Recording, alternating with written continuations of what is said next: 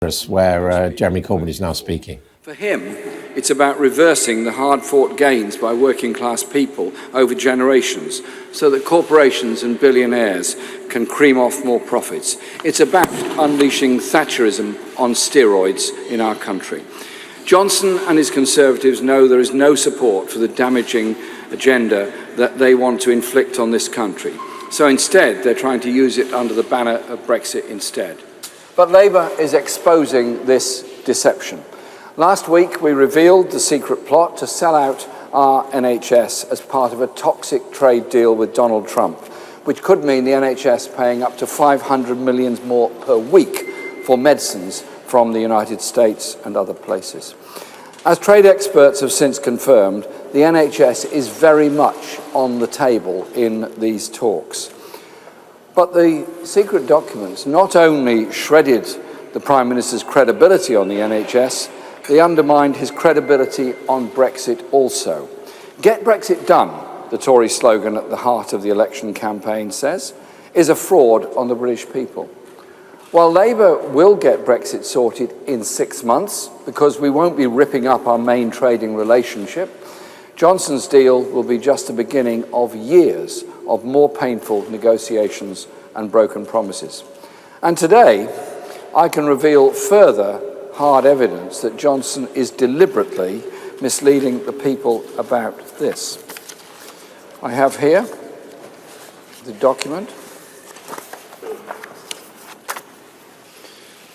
Northern Ireland Protocol, unfettered access to the UK internal market.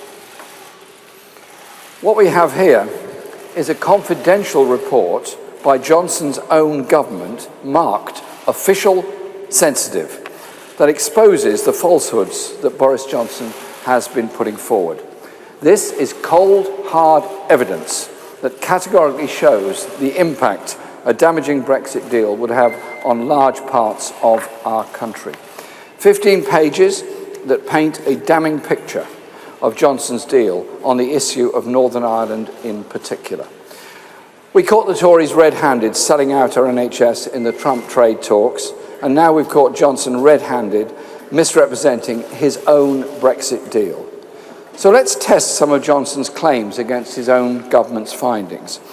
Johnson has said definitively, and I quote, "There will be no checks between Northern Ireland and Great Britain under his deal." He told the people of Northern Ireland to their faces, "There will be no forms, no checks, no barriers of any kind. You will have unfettered access." Then look at page 5 of this confidential report, which will be in your hands in a moment. In private, the government says something very, very different. It says there will be customs declarations and security checks between Northern Ireland and Great Britain. It's there in black and white. It says there will be customs declarations, absolutely clearly, for trade going from Northern Ireland to Great Britain. The government cannot rule out regulatory checks, rules of origin checks, and animal and public health checks also. And for trade going the other way, from Great Britain to Northern Ireland, there will be all of the above, plus potentially damaging tariffs. This drives a coach and horses through the Prime Minister's claim that there will be, in his words, no border in the Irish Sea. It's simply not true. Johnson's deal will be disastrous for businesses and jobs all across the UK. And the government's confidential report confirms this. Let me remind you, Johnson said his deal was, I quote, "a great deal for Northern Ireland." But look at page 8 of this report, and you'll get it in a minute, so you'll have to contain your excitement for 1 second. Page 8 of this report, for what the government really thinks, is clearly there. His deal will inflict huge economic damage on Northern Ireland. It will, I quote, be highly disruptive to the Northern Irish economy. It says this deal will be the equivalent of imposing tariffs on 30% of all purchases made in Northern Ireland. What will that mean? The report spells it out. High street goods are likely to increase in price, which is likely to affect business profitability. If that's how Johnson defines a great deal for Northern Ireland, what's he got in store for the rest of us? In fact, it isn't just about Northern Ireland. Page 9 of the confidential report reveals that Johnson's damaging deal may have, quote again, a significant effect on the economies of Scotland and Wales. This is people's livelihoods we're talking about. This is why this government is hiding this information from the people of Wales, Scotland, and of Northern Ireland. And there's more.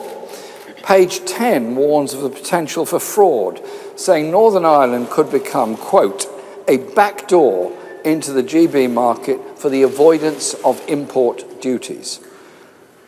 But then let's test another of the Prime Minister's claims.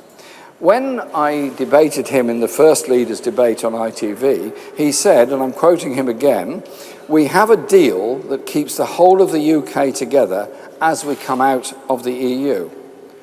Compare and contrast page 12 of his government secrets report, and I quote, "The withdrawal agreement has the potential to separate Northern Ireland in practice from whole swathes of the UK's internal market, meaning Northern Ireland will be symbolically separated from the rest, from the Union." Remember, when Johnson spoke at the DUP conference last year, he told them that no Conservative government could ever countenance such a thing. He sold out his friends in the DUP after promising he wouldn't. How can you trust that his deal doesn't sell out again? This document is very ominous. There will be other secret reports like this one in every government department that reveal the disastrous impact of his policies on the safety of the food that you eat, on the rights you have at work, on the pollution of the air that we breathe, and on the jobs and industries that people work in. These reports exist, but the government is hiding them from you, because in this election, the Conservatives want you to vote blind. Ask yourself, if they hid this report and the ones that I revealed last week, what else are they hiding? What else will they sell you out on? At every stage throughout this campaign, Boris Johnson has chosen to deepen divisions. His whole political strategy is to turn one side of the Brexit debate against the other.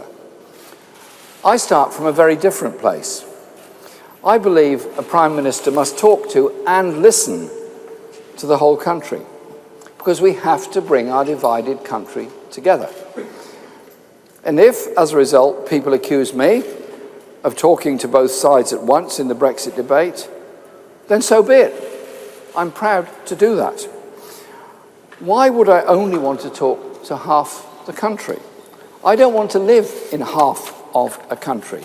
That's why I've set out honestly how a Labour government will deal with Brexit, so we can bring our country together and get on with delivering the real change that people are crying out for. First, Labour will quickly secure a sensible deal based on the terms we've already discussed with the European Union, including a new customs union and a close single market relationship and guarantees of rights and protections. Unlike Boris Johnson's fraudulent Brexit, a deal on our terms will respect the priceless peace process in Northern Ireland and protect manufacturing and people's jobs. And then we'll put that deal to a public vote within 6 months. Those who want to leave the EU without selling out our NHS or trashing our economy will be able to vote for that. Those who want to remain in the EU will be able to vote for that. Either way, only a Labour government will take the decision out of the hands of politicians and trust the people with that final say. And in that vote, my role will be to be the honest broker, not taking sides, committed to carrying out whatever the people decide. Because once that decision has been made, we'll need a Prime Minister able to speak to both sides if we are to bring our country together. I think we've had just about enough of this division. We've had just about enough of the government only listening to half of the people. Labour stands not just for the 52% or the 48%, but for the 99%. and people can trust Labour to honour our commitments. Johnson pretends the NHS is not on the table in his frankly toxic talks with President Trump, just as he pretends there won't be a border in the Irish Sea. But the truth is, not even his own government believes him. I leave you to draw your own conclusions as to whether Johnson's statements are consistent with the new evidence I've revealed today. There is no wonder he's avoiding scrutiny in this election campaign. On Brexit, on the NHS, on public services, and so much else, you simply cannot trust the Conservatives. I believe, we believe, the Labour Party believes it's time for real change. Thank you.